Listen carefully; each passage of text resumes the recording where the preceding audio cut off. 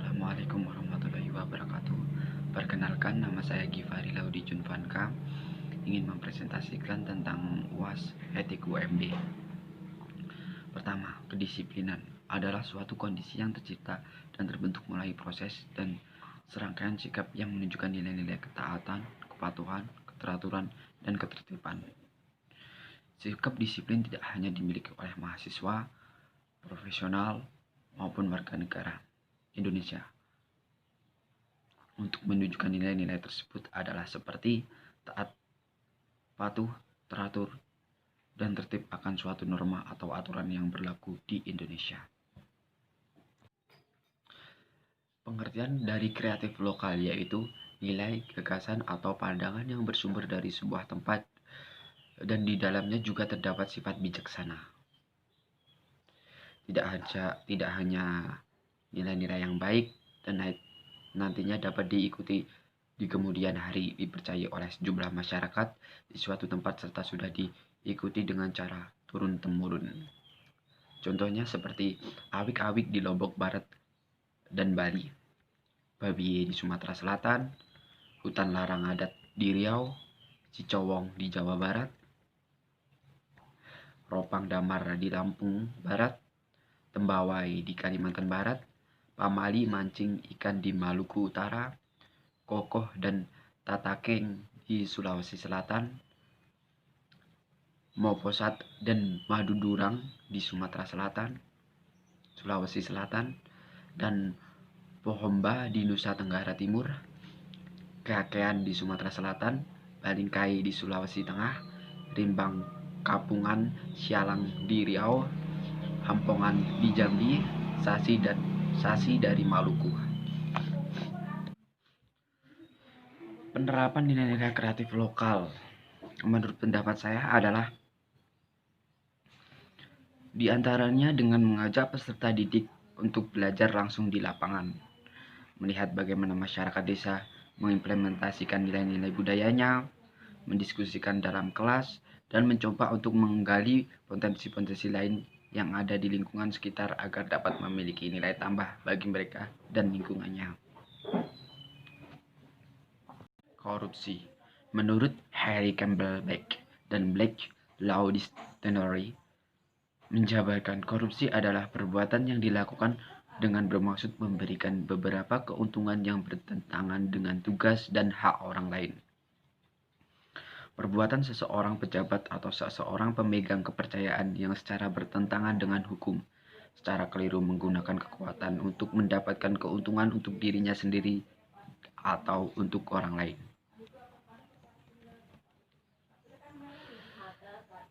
Arti lain dari korupsi adalah suka memakai barang uang yang dipercayai kepadanya, dapat disogok memakai kekuasaan untuk kepentingan pribadi. Menyelewengkan, menggelapkan barang uang korupsi. Menurut dari teori Triumphal Donald Krause, ada 3 penyebab mengapa orang korupsi yaitu tekanan, pressure, kesempatan, opportunity, dan rationalization.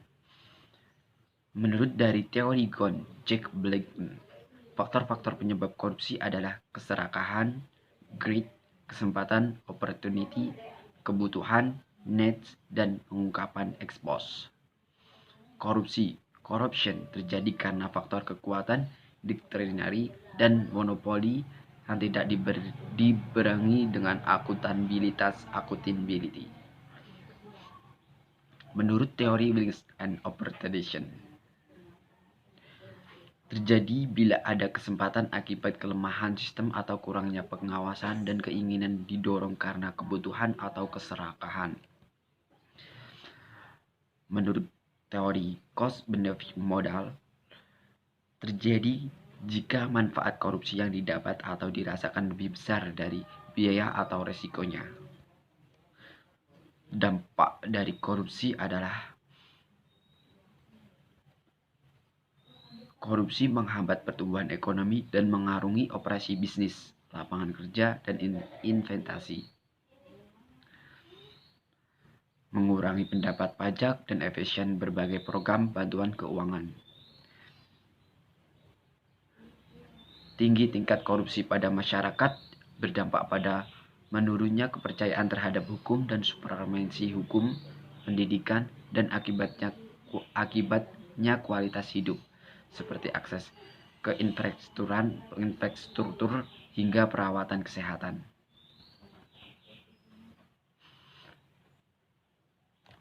Dampak masif korupsi dapat dirasakan dalam berbagai bidang, antara lain dampak ekonomi, dampak sosial dan kemiskinan masyarakat, dampak birokrasi pemerintah, dampak politik dan demokrasi, dampak terhadap penegakan hukum, dampak terhadap pertahanan dan keamanan, dampak korupsi lingkungan, kerusakan lingkungan. Cara mencegah korupsi: 1. Taat beribadah. 2. Menuntut ilmu disertai iman yang kuat. 3. Tingkat pengetahuan masyarakat tentang hukum. 2. Bersifat aparatur hukum dari KKN. 5. Tegak hukum tanpa tebang pilih. 6. Tingkat kesejahteraan pegawai negeri. 7. Hilangnya budaya menyuap dari masyarakat. 8. Sosialis anti korupsi digencarkan, media massa wajib menyenangkan anti korupsi dengan gratis. 9. Pengaduan lewat SMS ditayangkan di media sosial. 10. Jam 12 sampai jam 13 waktu Indonesia Barat merupakan siaran anti korupsi di setiap TV swasta nasional. 9. Kotak-kotak pengaduan diperbanyak di tempat-tempat umum dan KPK harus menindaklanjuti. 12. Penempatan satu regu KPK di setiap instansi pemerintah layaknya Satpam. 13. Membuat aturan atau tata tertib, kesepakatan, perjanjian yang didasari akan kesadaran bahwa seluruh organisasi mempunyai unsur manusiawi. Menerapkan kaidah-kaidah manajemen modern, diantaranya adalah perencanaan kerja yang baik, menetapkan standar rekrutmen yang baik, di mana penerima calon penata layanan harus mempunyai syarat-syarat yang sesuai dengan kriteria yang ditetapkan. Memperbaiki mutu lulusan sekolah-sekolah tinggi, perguruan tinggi yang merupakan pabrik penetapan layanan dan penetapan standar penerimaan yang cukup tinggi. Menurut yang saya baca, cara upaya pemberantasan korupsi di wilayah negara Indonesia diantaranya adalah: 1. Penanaman semangat nasional. 2. Melakukan penerimaan pegawai secara jujur dan terbuka. 3. Himbauan kepada masyarakat. 4. Pengusahaan kesejahteraan masyarakat. 5. Pencatatan ulang aset. Terima kasih. Sekian dari video saya. Bila ada kesalahan dalam pengucapan, saya mohon maaf dan mohon ampun kepada Allah Subhanahu wa taala. Wassalamualaikum warahmatullahi wabarakatuh.